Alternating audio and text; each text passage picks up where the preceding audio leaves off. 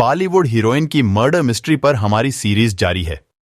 आज इस कड़ी में बात राजेश खन्ना की उस खूबसूरत हीरोइन की जो अचानक बॉलीवुड से गायब हो गई और फिर कभी नहीं मिली। हालांकि बाद में इस हीरोइन का कंकाल पुलिस को मिला।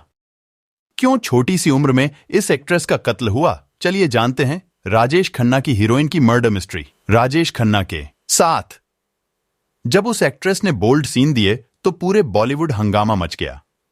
हर कोई उसके कातिलाना अंदाज को देखकर हैरान था। रातों रात अपनी पहली फिल्म से वो बॉलीवुड की बोल्ड हीरोइनों में शुमार होने लगी। 68 साल के राजेश खन्ना के साथ 30 साल की इस हीरोइन की ऑन स्क्रीन केमिस्ट्री पर जमकर चर्चा हुई। किसी ने तारीफ की, किसी ने तंज कसा, लेकिन हीरोइन को सबने नोटिस किया। लैला खान का नाम फिल्म वफा से पहले कोई नहीं जानता था, लेकिन साल 2008 में इस फिल्म में लैला खान ने बेहद हॉट सीन दिए। वो इस फिल्म में राजेश खन्ना की पत्नी के रोल में थीं। ये फिल्म तो हिट नहीं हो पाई, लेकिन लैला की बोल्डनेस ने उन्हें बॉलीवुड में फेमस जरूर करवा दिया।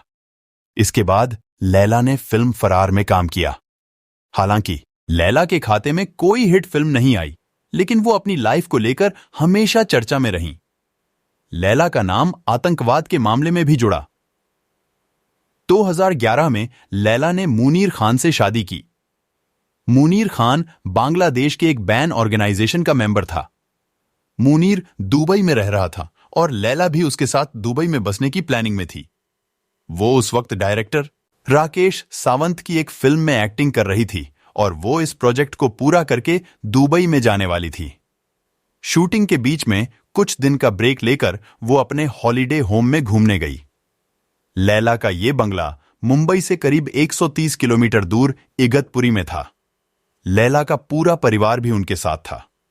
लैला की मां सेलिना खान, भाई इमरान और 3 बहनें जारा, रेशमा और हशमीना।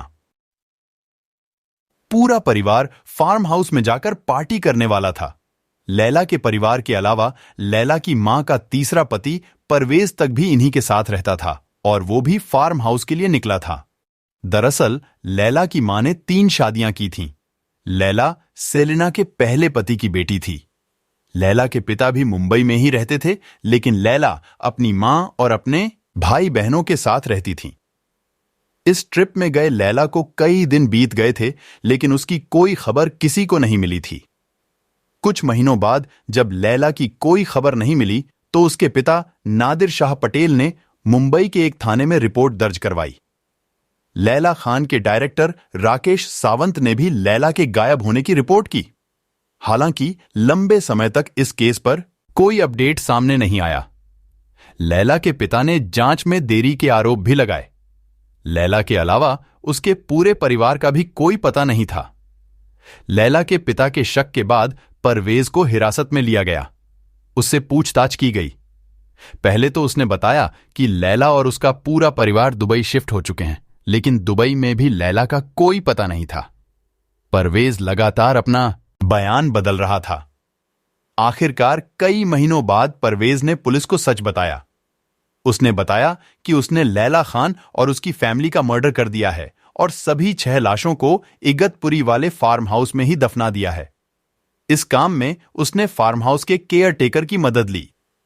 पुलिस ने लैला के फार्म हाउस में जाकर खुदाई शुरू की तो वहां वाकई 6 कंकाल बरामद हुए। ज्वेलरी और दूसरी चीजों से यह साफ था कि लाश लैला और उसके परिवार की ही है। लैला का सौतेला पिता ही उसका और उसके परिवार का कातिल था। दरअसल परवेज नहीं चाहता था कि लैला और उसका परिवार दुबई में सेटल हो। उसे चिंता थी कि वो उसे दुबई नहीं लेकर जाएंगे। इसके अलावा लैला की मां के अपने दूसरे पति से एक बार फिर नजदीकियां बढ़ रही थीं, जिसकी वजह से परवेज डरने लगा था।